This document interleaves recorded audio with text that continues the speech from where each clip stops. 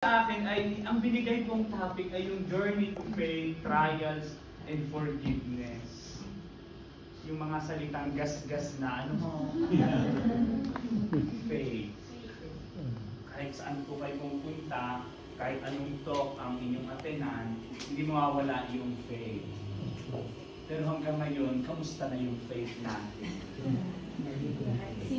Sabi nga sa milyon-milyon na mga retreat, recollection, seminar na naatinan natin, kamusta na ba yung faith natin? Sabi mo si Father, 45 minutes. Sa Diyos. Ano po? 45. Trials. Laging pinag-uusapan din. Ano po? At higit sa lahat, ang pinakasikat at pinaka-iniiwasan ng lahat, forgiveness. Forgiveness. Bakit kaya? Ano? Malalaman po natin. So, habang iniisip ko po, sabi ko, lagi na lang pinag-uusapan niyang faith, trials, and forgiveness. At siguro ho, kapag may mga retreat kayo, mga recollection, seminar na naatinan, palaging naririnig nyo yung tungkol sa faith ng mga apostol, faith ni Mama Mary, faith ng iba't ibang mga tauhan sa Biblia. Trials, forgiveness, marahil tungkol sa pagpapatawad sa atin ng Panginoon, sa pag-aalay ng kanyang buhay para sa ating kaligtasan. Ngayon po, nasa panahon tayo ng Kwaresima kung saan inihahanda natin yung ating mga sarili para sa huling pagkabuhay ng ating Panginoon. At ito po yung ating pinaghahandaan. Ngunit naisip ko po, ano kaya yung pwedeng maibigay na halimbawa para sa inyo na makikita itong tatlong katangiang ito? Pananampalataya, pagsubok, at pagpapatawad. At nais ko pong ibahagi sa inyo si Joseph the Dreamer. Mababasa niyo po ito sa Genesis chapters 33 to 45. Sino po dito ang may alam ng story ni Joseph the Dreamer?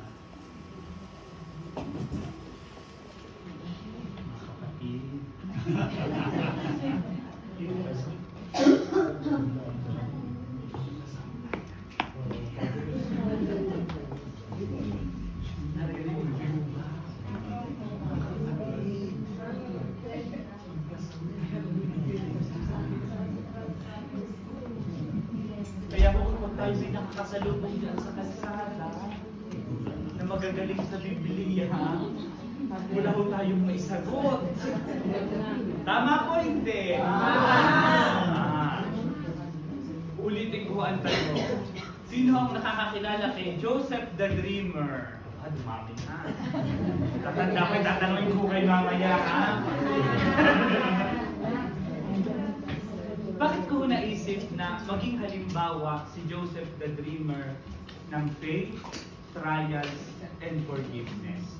Na ito po yung ating mga pag-uusapan ngayong ilang minuto na mayroon tayo. Balikan po natin yung storya ni Joseph the Dreamer para po ma-refresh tayo, para po muli natin mabalikan. Ano bang ginawa ni Joseph the Dreamer? O anong nangyari doon sa buhay niya? Yung una po, sa history po ng Bible, sino ho ang ama ni Joseph? Jacob. Si Jacob. Ilan ho ang anak ni Jacob? 12. Ang galing! Palakpakan mo natin! Mamaya ko ay may quiz, kaya makinig kayo, ano? Para tayo nasa classroom ngayon dahil ano, tapos may quiz. So 12 po. At si Joseph po ay isa doon sa mga anak ni Jacob. Una po, hindi ko na uulitin kasi pag binasa ko natin yung top chapters 34, 37 to 45, baka bukas na yan dito pa tayo. So pipiliin lang po natin yung mga mahalagang nangyari sa buhay niya na maaari nang makatulong sa ating pagdinilay ngayong panahon ng Lenten season. Ano po? Yung una ho, na mahalagang nangyari sa buhay niya, Joseph tells about his dream. Yan po. Medyo makita niyo yung picture. Dahil si Joseph po, isa siya sa parang favorite ni Jacob. Kaya kinaiinggitan siya ng kanyang mga kapatid.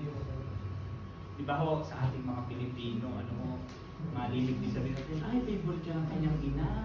Ay, favorite siya ng kanyang anak, ng kanyang tatay. Pero syempre, ang mga mabait nating nanay, mabait nating tatay, ang sasabihin, hindi, ang tingin ko sa mga anak ko, pantay-pantay. Diba po? Pero si Jacob po, sa kanyang buhay, isa siya sa paborito ng kanyang ama na si Jacob. Kung kaya nga ho, kinaiinggitan siya ng kanyang mga kapatid. Tatandaan niyo yung mga salitang babanggitin ko, inggit. Naiinggit po yung mga kapatid sa kanya. Lalo na ho, nung diregaluhan ni Jacob si Joseph ng isang magandang balabal. Hindi mo masyadong kita dito, pero yung balabal mo ni... Baka naman humakatulog kayo. Hindi mo ba pwedeng yung likod ay meron? Ay, likod nga lang po kanina yung meron eh. Okay, hindi okay lang po. Kasi baka bumakatulog naman kayo pag imagine niyo na lang ho, binigyan siya ng magandang balabal ng kanyang tatay na si Jacob. Kaya lalo siyang kinaingitan ng kanyang mga kapatid. Bukod doon, ikinuwento ni Joseph sa kanyang mga kapatid, yung kanyang napanaginipan. Nanaginip daw siya. Sila daw ay merong mga bigkis ng kahoy. At si Joseph daw, yung kanya daw kahoy ay tumayo. At yung mga kahoy ng kanyang mga kapatid, tumungo sa kanyang kahoy. Galit, pangalawa. Nagalit yung mga kapatid. Ano ibig sabihin ng panaginip mo? Ikaw ang bida sa aming pamilya, parang gano'n. Ibig sabihin, ano? Ikaw ba ang bida sa aming pamilya? At ikaw lang yung tumayo, kami lahat tutungo. Pangalawang panaginip niya, yung makikita niyo sa picture, sinabi ho na yung mga bituin, yung araw, ay tumungo din sa kanya. Kung sa atin po yun, sa ating pangkaraniwang pamumuhay, sasabihin mo natin, Diyos ka ba? Diyos ka ba at tutungo kami sa iyo? Diyos ka ba at tutunguhan ka ng mga bituin at ng mga araw, ng araw? Pangalawa ho, sa nangyari sa buhay ni Joseph, dahil sa inggit at galit ng mga kapatid, bago ko ibenta, nauna lang po ang slide. Gusto ko ng mga kapatid na patayin si Joseph. Ngunit meron siyang isang kapatid na sabing, huwag nating patayin ang ating kapatid. Sino ho yun? Hindi ho. Si Juda. Ruben. Gagaling. Sabi yun ng kanyang kapatid na si Ruben, huwag natin patayin ang ating kapatid. At ano, napag-desisyon lang, ibenta na lang natin ang kapatid natin. Kawawa naman si Joseph, ano ho, ibinenta ng kanyang mga kapatid. Ano ho ang ginawa? Inihulog doon sa balon. Pinunasan ng dugo ang kanyang balabal dahil tinanggal sa kanya. At sinabi sa kanilang amang si Jacob na namatay ang kanilang kapatid dahil nilapa ng, hindi ko matanda kung anong hayop iyon. Ano ho? Basta ho nilapa. Kaya si Joseph, ibinenta ng kanyang mga kapatid. Sunod po, si Joseph, bago makulong, ano nangyari? Si Joseph po ay dinala sa Ehipto. Dinala po sa Ehipto si Joseph. At siya po ay nagsilbi bilang bantay doon sa kulungan. Si Potiphar po, tagapagbantay ng kulungan, ay yung anak huno niya ay napagbintangan si Joseph na may relasyon doon sa kanyang anak. Kaya si Joseph ikinulong din. Pero doon ho sa kwento, si Joseph lagi siyang puro panaginip. Kaya ho Joseph the Dreamer. Si Joseph po, ininterpret niya yung panaginip ng mga kasama niya sa kulungan. Yung isa ho, sabi ho ni Joseph, dito sa kanyang isang kasamang ito, sa isa po niyang kasamang ito, ay muli siyang magiging cupbearer ng hari o pero. At doon naman ho sa panaginip ng Faraon, ng Pharaoh, sinabi ho ni Joseph na magkakaroon ng tagsagana at tagtuyo. Kaya ho si Joseph, noong nangyari ang mga bagay na ito at nagkatotoo ang kanyang interpretasyon doon sa mga panaginip, wala pa ho pala yan. So si Joseph po ay ginawang parang pinakapinuno noong Pharaoh. So nung natupad na ho, ang haba ho ng kwento, So nung natupad na ho yung mga interpretasyon ni Joseph dun sa mga panaginip na nangyari nga ho yung sa kasaganahan. At nung kasaganahan ho sa kanilang sa Ehipto, ano ang ginawa ni Joseph? Nag-imbak. 7 taon, ang galing. Pero pagkatapos nun, 7 taon din nagtuyo. Kaya ho, itong kay Joseph na inipon, nagamit nila doon sa 7 taon. Ano ho ang problema ngayon? Doon sa kanilang bahay, kay Jacob at sa kanyang mga kapatid, wala silang makain. So ano ang sabi ni Jacob? Pumunta ka sa Ehipto, doon maraming pagkain. Kasi nag-ipon si Jacob, hindi pa nila si Joseph iyon. May nag-ipon doon, bumili kayo doon para tayo may makain. Kaya nga ho, noon ho, nag-meet sila. Joseph brothers go to Egypt. Nag-meet ho sila. Nagpakilala ba agad si Joseph? Hindi. Nakilala ba ng mga kapatid? Hindi. Pinagbentahan ba ni Joseph? Hindi. Anong ginawa ni Joseph? Sinabi ni Joseph, umuwi kayo sa inyo. Gusto ko, dalhin mo yung bunso kong kapatid. Sino ho? Benjamin. Sabi niya, bitbitin niyo yung kapatid niyo. Dahil hindi nila kasama Ngayon ho, umuwi sila at sinabi sa kanilang ama, gusto daw nung taga-benta doon ay kasama yung bunsong anak, yung bunsong kapatid. Ngayon ho, huwag na ho natin pahabain, isinama na ho nila si Benjamin, dahil feeling ko sa kwento pa lang, ubus ng oras ko. Si Benjamin ho, isinama nila. Ano ang ginawa ngayon? Nilagyan ng parang ginto. Sabihin natin ginto. Doon sa sako ni Benjamin. Ang nangyari ho, pinaiwan ngayon ni Hindi kasi magpapakamatay din tayo. Magpapakamatay yung tatay kung mawawala. Kung mamamatay. Pati ko ako nalingin na rin sa kwento. Mabuti na lang meron dito magaling na nagbabasa ng Genesis. Ano po? Gayun pa man, sa hulit-huli man, kung ano man ang mga nangyari doon sa mga sumunod na iyon, kayo pag uwi ninyo, basahin nyo ito at inyong pagnilayan. Ngayon si Joseph nagpakilala na sa kanyang mga kapatid. Nung nagpakilala ko si Joseph sa kanyang mga kapatid, nagtanim po ba siya ng galit sa puso niya? Hindi. Nung huli ho, Joseph embraces his brothers. Niyakap po niya yung kanyang mga kapatid. Tinanggap niya yung kanyang mga kapatid ng buong puso. Bagamat siya'y ibinigay. Sa atin din kaya gawin yung mga kapatid. Bawa kayo ng 1, 2, 3, 4. Magkakapatid ho kayo. Ibinenta ho kayo. Anong mararamdaman nyo? Magagalit ho. Tapos ibinenta kayo dun sa inay, pagiging slave ho kayo doon, utusan. Samantala mga kapatid nyo, sa sarap ng buhay doon. Hindi ho ba magtatanim tayo ng galit? Ito ang problema sa ating mga tao. Kanina mo nabanggit ni Brother C, yung maghirap nating magpatawad. Ang hirap para sa ating ibaba yung sarili natin.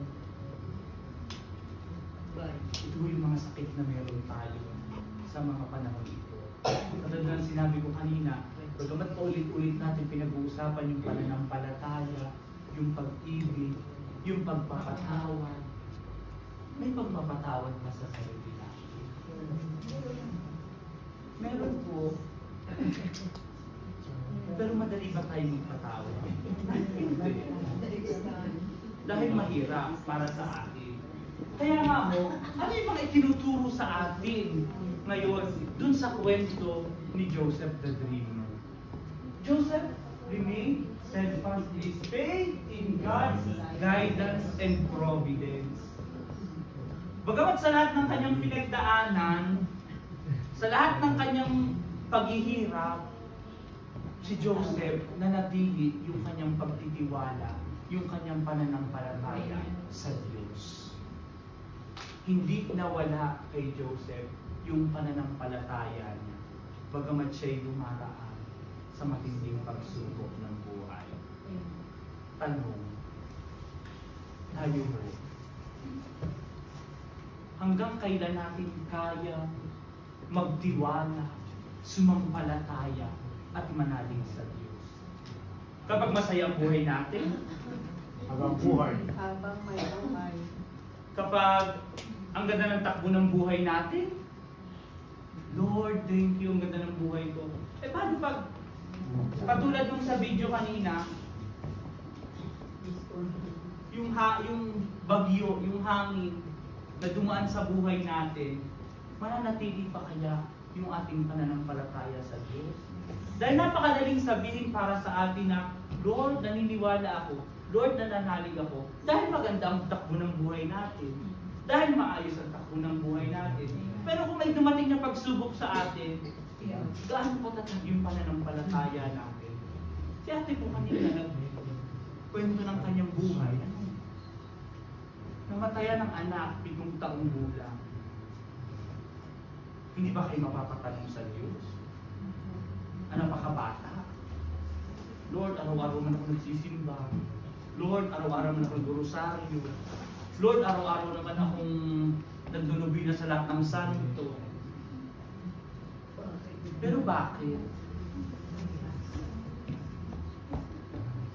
Pero ito ang mga pagsubok, medyo yung ano ayan, yung mga pagsubok ko, tingnan natin, hindi bilang isang pagsubok para sa atin, para tayo ay bumagsak. Yung mga pagsubok ko sana na kinakaharap natin, maging daan para maging matatag tayo bilang tao at bilang tagasunod ng ating Panginoon. Tingnan natin, hindi po madali na hindi tayo bumigay kapag tayo ay dumaraan sa matinding pagsubok. Ngunit kapag tayo dumaraan sa matinding pagsubok, huwag tayong manatili doon. May Diyos tayo na pagkakatiwalaan natin, na pinaniniwalaan natin, na mag-aangat sa atin, na magsasalba sa atin. At yun na yung buhay ni Joseph. Pagkaman siya binenta ng kanyang mga kapatid, hindi na wala yung kanyang pananalig at yung kanyang pagtitiwala na ang Diyos ang gagabay sa kanya, ang Diyos ang magpo-provide sa kanyang mga pangangailangan. He trusted that God would guide him and use his circumstances to fulfill a purpose beyond his own understanding. Isa pa ang kwento, yung kay Job. Diba, magandang buhay ni Job. Binigay sa kanya lahat ng Panginoon. Pero, unti-unti din nawala kay Job. Pati yung kanyang pamilya, mga hari-harian, nagkasakit. Ang dami nangyari sa buhay niya. Pero anong sabi ni Job sa uli? Ang Diyos ang nagbigay, ang Diyos ang nagbabaw. And Hindi nawala yung matibay na pananalig ni Job, maging ni Joseph sa Panginoon. Joseph's unwavering trust in God's guidance never wavered. He knew that God was with him even in the darkest of times and that His plan would ultimately prevail. Ganun din mo sa buhay natin. Huwag natin isipin na kapag tayo dumaraan sa matinding pagsubok, na kapag ang hirap-hirap ng buhay, na kapag ang dami-dami nating pinagdaraanan, sasabihin natin, parang pinagsakan ako ng langit at lupa. Na parang tayo lang yung nabibigatan. Pero anong sabi sa atin ng Panginoon sa Ebanghelyo? Hindi nabibigatan, lumapit ka sa akin at papasanin ko ang iyong dala-dala. Kung nabibigatan ka, lumapit ka sa Diyos. Huwag mo nang dagdagan yung bit-bit mo. Huwag mo nang dagdagan yung pasanin mo dahil di mo nga kaya. Hindi nga natin kaya kung tayo lang mag-isa. Pero kaya natin kung tayo naniniwala sa Diyos. Amen. Dahil ang Diyos, ipinako nga siya sa krus, siya'y namatay, inialay niya ang kanyang buong buhay para sa ating kaligtasan. Ibig sabihin, mahal tayo ng Diyos. Naniniwala ba tayo na mahal tayo ng Diyos? Dahil ako naniniwala. Kaya nga mga kapatid, isa sa mga itinuturo sa atin na sana yung ating pananampalataya ay hindi lamang isang pananampalataya kapag maganda ang takbo ng buhay natin. Na sana yung ating pananampalataya, sabi nga ko para sa kung ikinakasal, sa hirap at ginhawa, pero din sa pananampalataya natin, sa hirap, sa saya, sa lungkot, alam natin na kasama natin ang Diyos. Alam natin na kasama natin ang Panginoon. Hindi ko nakikita yung yung placard na may nakasulat na minuto. Kaya feeling ko may oras pa po. Dahil doon sa likod, merong nagagano na, ilang minuto na lang.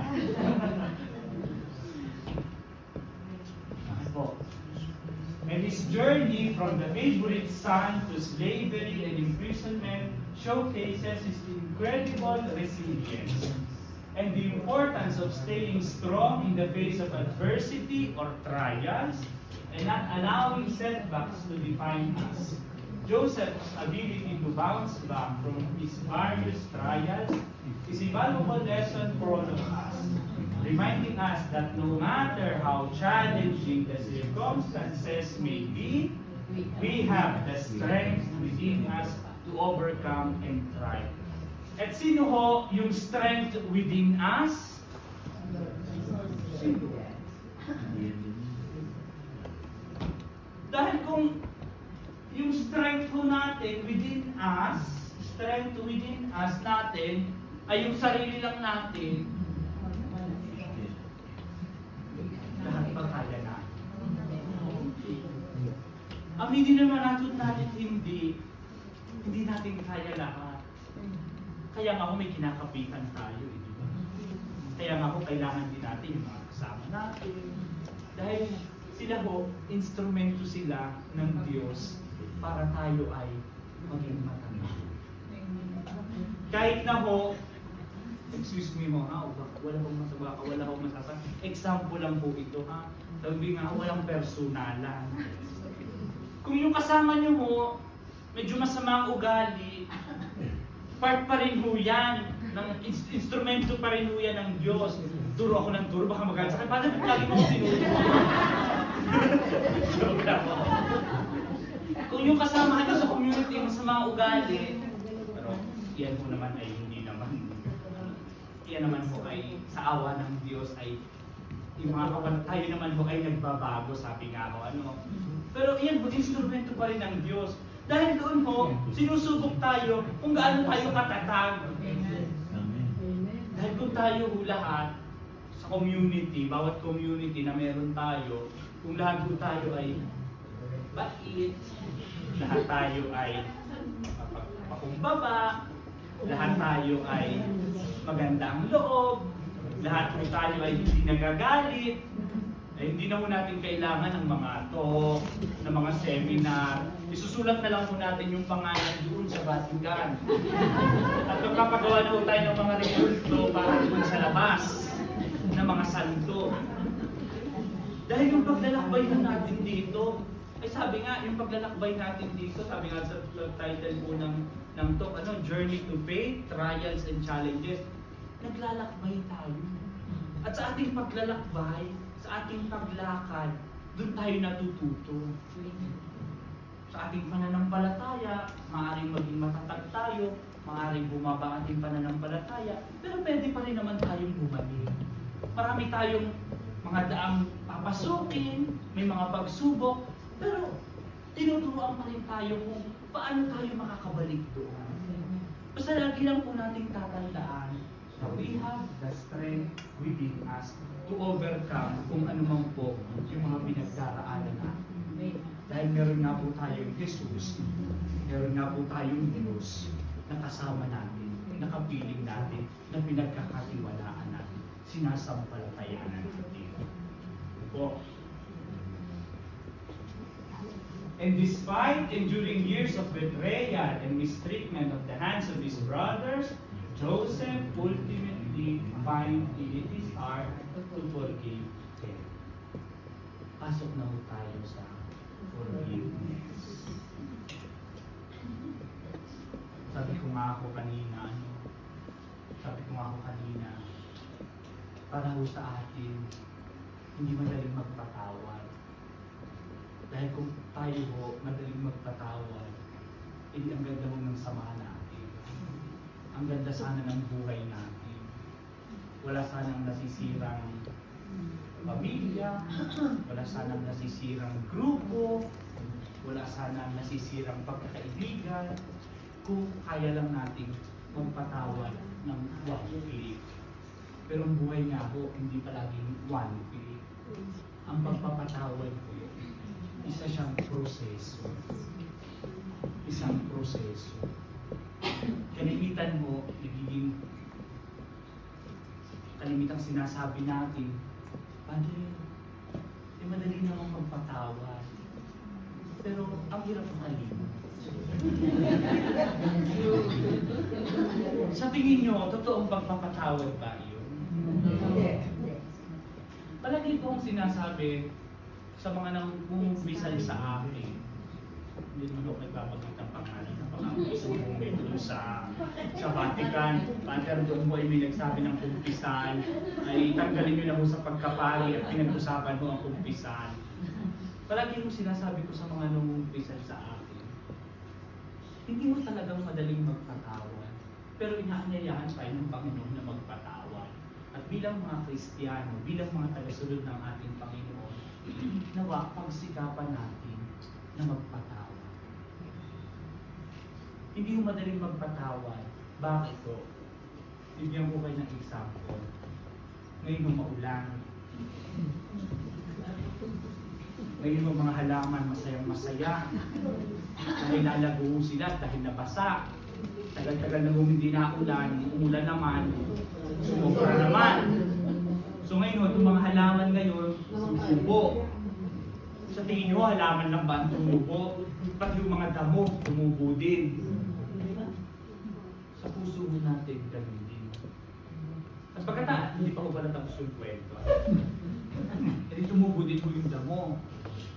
Sa mga garden mo natin, yung mga mahilig ko sa garden, ang ginagawa ko natin, pag tumubo yung mga damo, inaalis natin, tinatanggal natin, para makita yung ganda ng halaman o ng bulaklak. Ganun din po sa buhay natin. Yung mga puso natin, kung gusto nating tanggalin yung tinik, kung gusto nating tanggalin yung damo, ang tanggalin mo natin yung damo. Dahil kapag yung damo, pinabayaan natin, pansinin niyo ho, dahil tayo naman lahat, mahilig naman siguro tayo lahat, nakakakita tayo ng mga tanim, kahit sa bahay. Yung damo ho, pag pinabayaan natin, minsan natatabunan yung mga halaman, yung magaganda. Ganon din mo sa puso natin. Kapag sa puso natin, pinabayaan natin yung sinabi ko kanina, inggit, galit, poot, matatabunan mo yung magandang katangian na meron yung puso natin. Dahil ay natin tanggalin yun. Dahil dumadami, nadadagdagan. Para siyang damo. Yung damong lumalago. Na sana yung halaman yung tumataas, ang nangyayari, yung damo. Natatabunan niya yung kabutihan, yung kagandahan ng halaman. Sa buhay natin, kung gusto natin pagaanin ang ating puso, kung gusto natin matuto tayong magpatawad, unti-unti natin alisin yung mga damo sa ating mga puso. Unti-unti natin tanggalin yung mga tinik sa ating mga puso. Dahil tayo naman nasasaktan. Kung aalagaan natin yung tinik, Hindi naman yung katabi natin o yung kasamahan natin na masasaktan. Tayo ang magbibitbit no. Sabi ko, pag hindi kayo nagpatawad, pag may galit kayo sa inyong puso, pag may inggit kayo sa inyong puso, nakakatulog pa kayo na maayos? Hindi. Masaya ba ang buhay niyo? Marahil pagka may handaan, masaya, nakakakain, nakakapagsaya, nakakasayaw. Pero pag uwi natin sa bahay, iisipin ulit natin, hanggang hindi pa natin pinapansin, hanggang ngayon, binibit-bit natin. Kaya nahihirapan tayo. Unti-unti natin pakawalan. Lalo ngayong panahon ng 1960s, ito yung paalala sa atin eh. Unti-unti natin pakawalan yung mga bit-bit natin. Para tayo naman ay makapaglakad ng ayos. Para tayo makapaglakad ng payapa, ng magaan. Hindi yung habang naglalakad tayo, ang bigat-bigat. Na minsan din na natin maiakbang. Kaya hindi tayo makaabante dun sa ating pananampalataya. Dahil nakatabunan tayo ng mga bit-bit natin sa ating mga sarili. Joseph chooses the path of reconciliation, understanding that forgiveness is the key to healing both himself and his fractured family. Kasunod nga sinabi ko kanina, kapag tayo nagpatawad, hindi lang kami yung sarili natin magiging payapa eh. Pamilya, komunidad, simbahan, general. Diba ko napakasaya sa isang community na payapa yung community. Like mga kanina, wala namang perfectong pamilya, walang perfectong community, pero sinisikap po natin na kahit pa paano ay magkaroon ng maganda at maayos na samahan na nagkakaisa. Bagamat merong mga problema na hindi naman nawawala, bagamat merong mga hindi pagkakaunawaan, ngunit ito ay napapag-usapan. Ito ay nasolusyonan kung tayo ay mag-uusap-usap. And Joseph seeks not only reconciliation but also genuine remorse and transformation in his brothers. Dahil nung nagpakilala na mo si Joseph doon sa kanyang mga kapatid, parang may pagbabago siyang naramdaman doon sa mga kapatid niya. At sana po sa ating buhay, ganun din mo yung maranasan natin. Kapag tayo may mali, kapag tayo nagkasala, matuto tayo humingi ng tawa. Matuto rin tayo humingi ng tawa. Huwag tayong magtanim ng galit. Dahil tayo lang nga mahihirapan, katulad nga ng sabi ko kanina. Yung matuto tayong humingi ng tawad. Hindi lang palaging parang nangyayari kasi parang pataasan tayo. Eh hindi naman ako, wala naman akong kasalanan. Bakit ako ang lalapit? Wala naman akong siya naman ang hindi ko makausap sa akin. Bakit ako So kung ganito yung pag-iisip natin, walang mangyayari. Kasi yung isa ayaw, yung isa ayaw. Eh sino mag-a-adjust? Paano pag lumapit ka na, ayaw pa rin? Lumapit ka pa rin. Lapit ka na lapit. Babagsak din niya. Babagsak din niya. Lalambot din niya. Diba ko, kayo na po ang sumagot. Diba sabi nga ni Panginoon, ilang beses ba kami dapat magpatawad? Ano sabi ng Diyos? 7 beses. Dahil ang 7 sa Biblia, ibig sabihin perfection. Ibig sabihin walang katapusan. Dahil pag kayo ba ang lumapit, dahil kayo pag ba kayo ang lumapit, kayo ba ang nahihirapan o siya? Siya. Anong nawawala sa atin pag tayo lumapit? Wala. Wala. Dahil tayo, bukas na yung puso natin, nakausapin siya. Bukas na yung puso natin, nalapitan siya. May nawala ko ba sa akin? Wala. Sa kanya may nawala. Meron. Dahil siya nagbibitbit noon. Oh, stress. Ikaw, yung stress mo, ikaw nagbibitbit noon. Kaya kung tanong nyo sa akin kanina, paano mo yun? Lapit ka rin, ayaw pa rin. Lumapit ka pa rin. Sabi nga ni Jesus, mahalin mo ang kaaway mo. Dahil kung ang minamahalang natin, dahil ang minamahalang natin ay yung kaibigan natin, wala kayong pinagkaiba doon sa mga Pariseo. Kaya ngayon ating buhay, may tanong mo. Diba tayo nasa classroom, may question and answer. Awit Father, kung yung nagkasala sa'yo, hindi naman humihingi ng tawad. Kapag may nagkasala sa inyo, hindi humingi ng tawad, may nawala mo ba sa inyo? Wala. Wala. Sino may hirapan? Yung burden na sa akin. Ayun ho, pero sa akin ho, is yung stress, yung hirap, nandun sa kanya. Pero sana ho, bilang kayo, may nakasama kayo ng loob, mag-effort din ho kayo.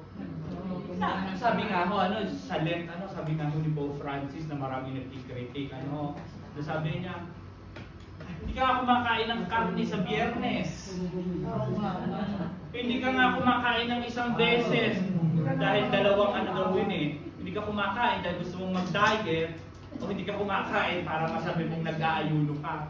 Sabi mo, Francis, walang kwento yan. Kung hindi ka kumakain ng karne sa Biyernes, nagpa-fasting ka nga, hindi mo naman kinakausap yung katabi mo. Nagpapastig din ako. Sa pamilya, lahat may hawak ng cellphone, hindi nag-uusap.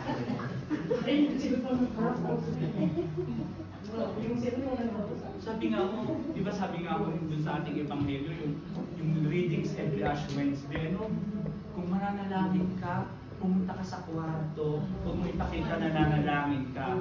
Kung ikaw ay tutulog sa kapwa, huwag mo nang iparinig na naghulog ka ng barya. Palihim mo na lang, maghulog ka ng papel para hilang po. Joke lang po yan. Joke lang. Pero ano yung sinasabi dito? Na kung gagawa tayo ng kabutihan, o kung gagawa tayo ng, kung mag-aayuno tayo, magpa-fasting tayo, kung tutulong tayo sa ating kapwa, huwag natin ipaalam sa iba. O kung gagawa tayo ng fasting, yung bukal sa loob natin. Hindi na may sabing, di ba sabi nga, pagka during Lenten season, huwag kang malungkot. Yung laging malungkot ang mukha mo. Dahil walang kwenta yan kung hindi ka marunong magmahal. Walang kwenta yan kung hindi ka marunong magpatawad. 5 minutes na lang kung kailangan mong tapusin. And this highlights the significance of forgiveness that goes beyond mere words, requiring a sincere change of heart and commitment to making amends. So kung natatanggap mo na rin sa sarili natin na tayo nagpatawad, kailangan din ho natin baguhin yung sarili natin. Change of heart at commitment natin na magbago. Amen. And Joseph's journey teaches us that forgiveness is a complex and transformative process. One that requires patience, discernment, and willingness to let go. Let go of past pain in order to pay for a brighter future. Transformative process po.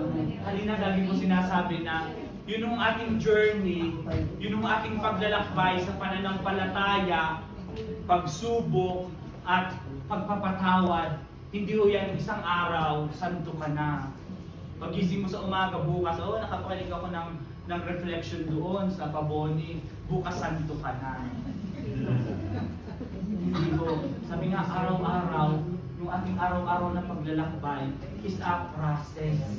Na sana nababago yung buhay natin habang araw-araw tayong naglalakbay. Na yung lubak-lubak na daan sana na tinatahak natin, matagpuan sana natin yung tuwid na daan. At sabi nga ho, one that requires patience. Huwag tayong mainip. Tayo kasi maiinipin.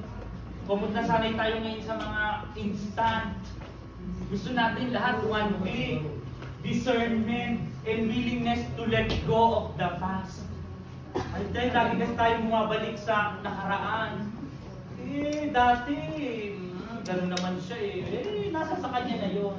So hindi tayo makaka-move on kung palagi tayo namubuhay doon sa past. Matatapos na po the importance of forgiveness in fostering personal growth and building bridges between people is a timeless message that Joseph's story emphasizes. It teaches us to let go of bitterness and resentment and choose forgiveness as a means of healing and moving forward in our own lives. Dahil kung hindi tayo marunong magpatawad, kung hindi natin i-let go yung mga nakaraan, mahihirapan talaga tayo magpatawad. So pag nahirapan tayo magpatawad, hindi rin tayo makakausad doon sa ating pananampalataya, hindi rin tayo lalago sa ating pananampalataya. At parang panghuli, parang nasa classroom, kids, Joseph's story serves as a reminder that no matter how difficult our circumstances, yung ating mga situations, maybe, there is always hope for a better future. It inspires us to have faith, practice forgiveness, and strive for resilience in the face of adversity. So yung topic natin, tinuturo sa atin lang naman ni Joseph sa kanyang buhay, na yung buhay natin isang paglalakbay na hindi nga palaging madali, na hindi nga palaging tuwid yung dinaraanan natin, na minsan dahil hindi tuwid yung dinaraanan natin, nadadapa tayo. Pero sa ating pagkadapa, hindi sana nawawala yung pananalig natin sa Diyos, yung pananampalataya natin sa Kanya, at yung pagtitiwala natin sa Kanya na siya lamang ang mag-aangat sa atin at tutulong sa atin sa mga pagsubok ng ating buhay, lalo higit sa ating pagpapatawad. Amen. Ano po? Sabi nga po, if I give away everything I own but do not have love, I gain nothing. Amen. Sabi ko nga ho kanina, sabi ko sa 1 Corinthians 13:3, kanta dito ito, love never fails. Kung may pag-ibig tayo sa ating puso, hindi yung pag-ibig na gasgas. Yung mahal lang kita dahil kaibigan kita, mahal lang kita dahil may pinapang ko sa iyo. Yung pag-ibig na ibinigay ni Jesus para sa atin. Yung walang katapos, yung walang hanggan, yung walang kapalit. Yung pag-ibig na hindi nanghingi ng kapalit. At yung pag-ibig na walang hanggan. Dahil sabi nga ho, kung ibibigay ko lahat, pero hindi naman ako marunong magmahal, wala rin ako makukuha, wala rin ako mapapala. Dahil kasi yung parang yung pagmamahal ko is ganito lang. Parang yung pagmamahal ko dahil wala, best friend kita, anak kita, kaibigan kita. Paano yung kaaway mo? Paano yung mga taong nakasakit sa'yo? Paano yung mga taong hindi ka kinakausap? Wala rin. Dahil sabi nga, kung gusto natin maglingkod, kung gusto natin sundan si Jesus, ang buhay na tinahak ni Jesus hindi madali. Pero bagamat hindi madali yung buhay na tinahak ni Jesus, nakamit pa rin niya yung kaluwalhatian, yung resurrection. Kaya ako, di ba, ngayong Lenten season, bagamat pinagnininaya natin yung mga paghihirap ni Jesus, hindi naman yung paghihirap ni Jesus ang pinakasamit o pinakaano ng ating pananampalataya, kundi yung kanyang pagkabuhay. Dahil yung pagkabuhay ni Jesus, yung nagbibigay sa atin ng pag-asa. Na lahat hindi natatapos sa pagkapako sa krus. Lahat may pagkabuhay. Yung trials natin, hindi natatapos doon sa mga pagsubok natin. Kung may pananalig at paniniwala tayo katulad ni Joseph, maaabot din po natin yung resurrection, yung pag-asa na mayroon tayo. Para kung tapos na yung oras, pero bigyan nyo ako ng at least 3 minutes para lang po pakinggan itong video na ito na sana ho ay may mapulot din tayo. So yung video na ito, ang title niya is Pariseo. Kung kilala nyo si anong pangalan nito, si Mimo Perez, marami nyo siyang mga inspirational songs na sinulat. At itong Pariseo, balik ka din saan? Dito. Dito. Yan. Pakita. Wait lang. So, wait lang. Oh. Okay, wait lang. So, tinuturo dito sa kanta na kung yung pananampalataya natin, kung yung sinabi mo kanina, kung yung pagpapatawad natin ay parang maskara lang, wala tayong pinagkaiba sa mga Pariseo. Kahit ano nga yung, dahil ang mga Pariseo, kung ba yung mga Pariseo, sila ho yung mga magagaling sa batas. Sabi nga ho ni Brother Sid kanina, no? Alam mo nga lahat ng 10 Commandments, memorize mo nga. Ang tanong, sinasabuhay mo ba? Dahil kung alam natin yung mga batas, pero hindi natin sinasabuhay, para lang tayong mga Pariseo na ang gagaling natin sa batas, pero hindi naman nakikita sa gawa natin.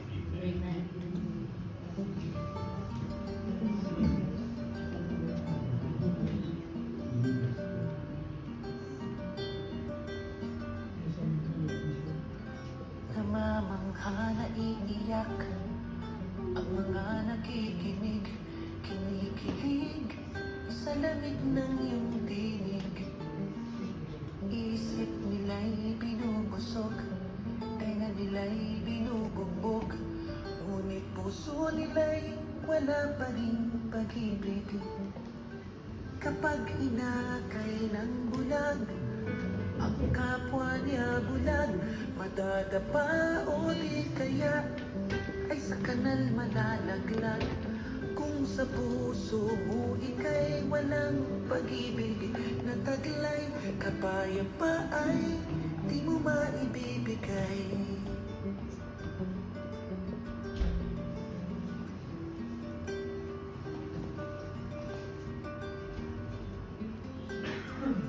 Bumibilib ka ng gusto sa sarili mong galing, pati ang Diyos nagkakamot na iiling. Kailan kaya magigising? Kailan kaya mapapansin na ika'y naiwan sa dilim? Bawat salitang lumalabas, bawat katagang binibigkas, walang laman, walang katas, sa hangin lang lumalampas.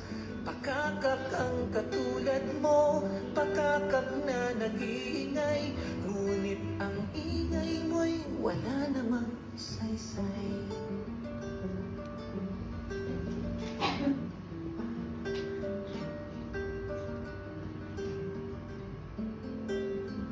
Ang buhay mo'y di uunlad, kung ika'y isang huwad, tumatanda ngunit walang natutupad. Maputi nga sa labas, ngunit sa loob na aagnas. Ang buhay mo'y isang ganap na palabas. Itigil ang pamumuna, itigil ang panghuhusga. Nagkamali ka rin katulad ng iba. Imulat ang mga mata, buksan ang iyong mga tainga. Ikaw ba at ang Pariseyo'y iisa? So ano yung nais kong huling salita na lang ho na nais kong ibigay sa inyo para po sa pagtatapos ng aking talk. Ano, na minsan po nga, sabi ko sa inyo kanina, dahil po ano yung pakakak. Sa simbahan ho, kapag during Lenten season ho, hindi ko gumagamit ng bell. Ang ginagamit ko yung kahoy na yung kahoy ko naman. So sabi ko dito, pakakaka ng pakaka. So ibig sabihin, ingay ka lang ng ingay. Wala namang nangyayari sa buhay mo. Kalimitan mo kasi bilang mga tagapaglingkod ng simbahan, kahit kung kaming mga pare, malagi yung tayong sinasabi na, ako naman, lagi ako nagsisimba, nag-rosaryo ako ng 10 beses sa isang araw, nagnunubena ako sa lahat ng mga santo, umaattend ako lagi ng aming meeting, ng prayer meeting, ng Bible sharing. Pero mga kapatid, nawa po sa ating pag-uwi sa ating mga bahay, bukod doon sa basahin niyo yung Genesis, chapters 37 to 45, pag nilayan mo natin, ano bang nagagawa sa akin ng pagsama ko sa community? O baka isa lang akong pakakak doon, sinasabi nga, o isa lang akong pariseyo, na alam ko lahat ng mga itinuturo, kahit ipabigkas sa akin ngayon ni Brother Steve, yung 10 Commandments, kaya kong sabihin. Pero ang tanong mga kapatid, na isa sa buhay ko ba itong mga natututunan ko? Dahil ito yung pinakamahalaga. Sabi nga ho, walang kwenta itong mga ginagawa natin kung hindi nakikita sa buhay at sa sarili natin. Napakaganda ho na pag lumabas tayo, makikita ho sa atin buhay si Kristo. Pagmukha mo si Kristo. Kapag lagi ko sinasabi, kahit saan ako pupunta, huwag mong kakalimutan na tayo ay nilikha ayon sa wangis ng Diyos. Kaya ho kayo, kamukha kayo ng Diyos. At sana ho, makita ho ng mga tao na Diyos kayo, kamukha kayo ng Diyos. Amen po. Salamat. Amen.